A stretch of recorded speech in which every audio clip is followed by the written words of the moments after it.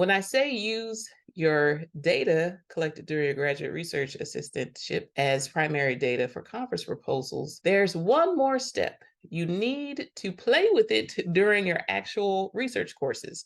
Find a way to bring it in when you have an assignment so that you're working with that data as opposed to secondary data. So I took a course and it was entitled Holes in Qualitative Research.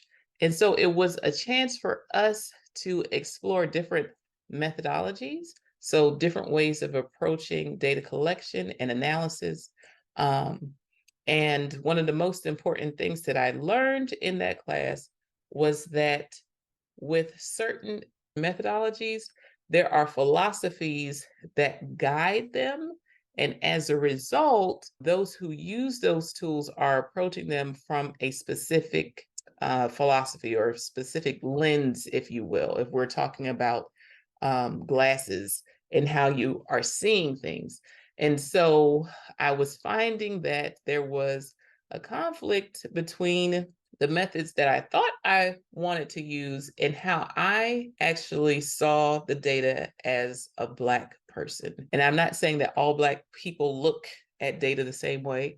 However, I did learn about Afrocentricity in this class because it was one of the tools that was referenced by one of my classmates. And I also learned about Ubuntu, which is an African philosophy. And so out of frustration, if you will, I was like, well, let me try something else. So I took pictures of their books and started reading what the tools they were using were about in terms of the philosophies that were behind them, or the assumptions that are made when these things are used. And I want to encourage you to look up Afrocentricity as described by Molefe Asante. And I also want to encourage you to read about Ubuntu. At that time, I was using Desmond Tutu. However, there are others who use Ubuntu, and I want to encourage you to look them up. And so with these tools, I was essentially able to take a stance that aligned with how I approach data collection